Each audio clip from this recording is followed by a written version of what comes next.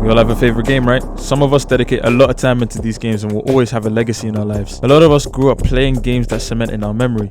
Unforgettable, as some of you may say. If I asked you guys what your most played games are, I might hear answers like Fortnite, Apex Legends, Counter-Strike, Valorant, Overwatch, and the list can go on forever. All of those games I have listed have something in common, and that is that they're not as good as they used to be. Now, this statement can be true about a lot of games, but for me, being a gamer, only one stands out to me. One game that not only have I sunk so many hours into, but is being actively ruined by terrible game development choices. Putting the foot down in changes, then doubling back, it's all been seen in Tom Clancy's Rainbow Six Siege.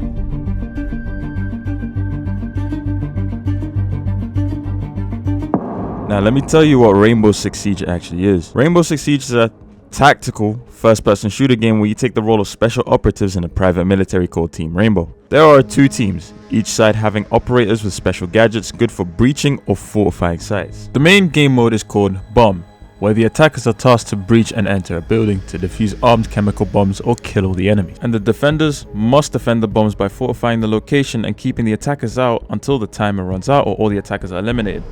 And with each operator comes a special gadget, except him. He just comes with a grooming kit and a subscription to every gym on the planet. Each kit can be used to either stop attackers from entering the building, kill attackers, push defenders away from buildings, or to breach into sight. These operators tend to have different roles, but in this video I will simplify it for better understanding. Attackers are generally split into 3 roles: frag, support, and flex. The frag role are for people who tend to excel in gunfights.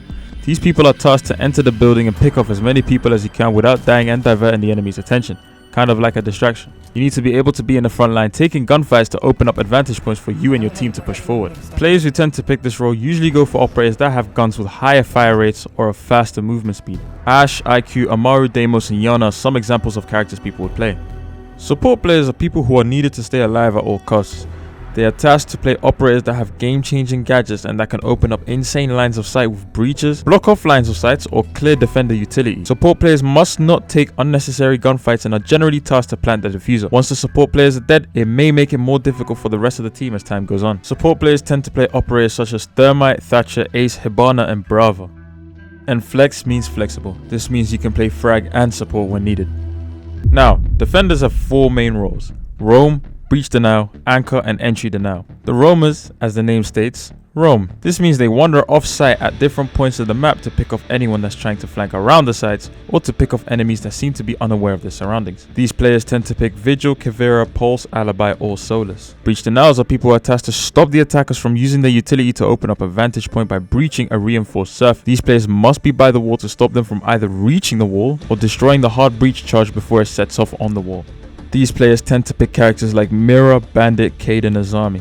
Anchors are pretty straightforward. They need to stay on the site and hold angles. Once a frag player enters the site, they need to be able to take them down, stay in cover, and don't get seen first. Entry denials are players that play operators whose gadgets can stop the opponents from entering the site.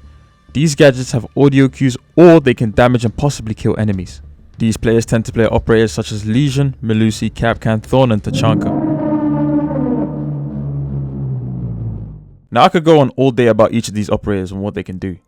Like hell, I'd love to talk about all 74 operators in the game, but I'd want you to experience the game for yourself if you do pick it up. But bro, the game looks fine from what you've showed me. What's ruining the game? This is what I've been asking myself for a long time. Since the release of OSA, I've been asking what has happened to this game. As years go by, I see more and more people stepping back from this game. I wanted to know what the issue was, because the time I spent, it's clear that I care about this game and have no intent to quit the game. Every time I complain about something that is so severe with this game, I remove it from my PC, but regardless of how long it is, I always come back, and it's been a running joke between me and my friends now. So I wanted to know why people are leaving and what's causing it. So I've researched 4 specific things. I've looked at the community, the esports, the content creators, and Ubisoft themselves. Upon my research on Siege content creators, nothing seemed out of the ordinary.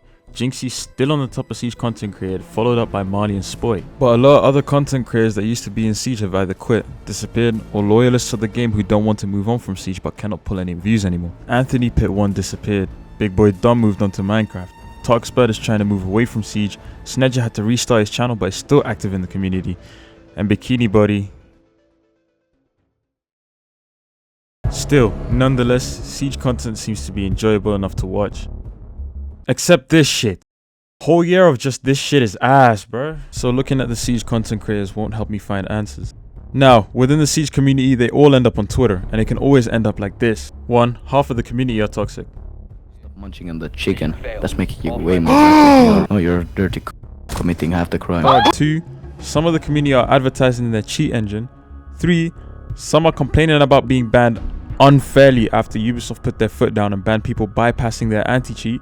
Or 4, just go talking shit to people who are weird. It's very rare to come across some controversial hot takes to do with the game itself, and hot takes are usually good as it sparks up debates and conversations within the community. Having deeper dives into the community won't lead me anywhere either, purely because the people within the Siege community are the top 4 most insufferable and unbearable people. So I had to cross that off the list. The esports I really can't say much about, because the last time I tuned in was the 2021 Six Invitationals. I did watch this year's finals with FaZe winning, however I only watched parts of it, like 1 or 2 matches. But from the looks of it, Siege esports seems pretty healthy, despite the fact that pro players are coming in and out of retirement like Bolo and Canadian. So I just sat and looked for answers, when all of a sudden, it hits me. This is why all the people I know are leaving Siege. The answer was right in front of me the whole time. It all comes down to this one reason. Ubisoft, but not the devs behind Rainbow Six Siege, core Ubisoft itself. As you know, during 2024, Ubisoft has absolutely been dogged on, not only by the people in the Siege community, but the entirety of the gaming industry. And the reason being is that Ubisoft, from what it looks like, is going into bankruptcy. 2024 was a terrible year for Ubisoft, as people have said that the games that have dropped did terribly. For players, Avatar's Frontiers of Pandora was a mess and half-baked. Star Wars Outlaws had a terrible AI system, and X-Defiant was just extremely lackluster. And I know I was one of the people that semi-praised Ubisoft for making X-Defiant by giving it a 6 out of 10. But because of the bankruptcy, Ubisoft had to make the decision to pull the plug on a few of their games. One of the games that was shut down was a game that people held close to their hearts, The Crew. But Ubisoft didn't only just shut down the servers, they delisted the game from all online stores and completely made the game unplayable to anyone that has bought the game. So, what does this have to do with Rainbow Six Siege, you may ask? Well, since Ubisoft owns Rainbow Six Siege, I'm going to assume that Ubisoft's budgeting isn't great. Most of their funds this year seem to have gone into games that have been cancelled or brushed under the rug. They cancelled Ghost Recon Frontlines, I won't forget that. Tom Clancy's Rainbow Six Extraction has ceased development. I have no idea why this game even restarted, as it was announced back in E3 2019. And you can even see the effects of this in Siege itself. For the past 3 years, the seasons have felt empty. Back in year 5 and year 4, we would have 1 or 2 new operators per season, a map rework or a new map, and a brand new event each time. As time goes by, each season was then restricted to 1 operator per season, no map reworks or new maps, 1 new weapon every year, and the events that just keep coming back. I don't know about you guys, but I'm pretty tired of Doctor's Curse and Meat Protocol Flesh and Metal. They weren't good, and I hate team deathmatch in games like Siege. But it's a sad sight to see. It's what everyone really says. The only thing that can kill this game is the game itself. I really miss the times where I could just sit down and enjoy the game for hours with friends. But now, it's only me, holding on to the game that I really spent time on, trying my best to never move on.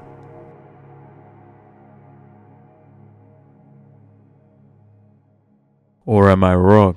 Behind the 3 years of lackluster updates, Ubisoft has announced that they have something that they've been working on during those 3 years behind the scenes. A new overhaul to Rainbow Six Siege has sparked a light that a lot of people, including the old heads of Siege, have. After the teaser for Siege X dropped, a lot of people flocked to social media to announce that they might have to come back to Siege. Within the game itself, the date for the Siege X reveal have been plastered all over a few maps. I will not lose hope for this game, so I'm excited for this 3-hour reveal panel to happen. So, what do you think? Is Ubisoft the reason for this game's downfall? Let me know and I'll see you guys in a bit.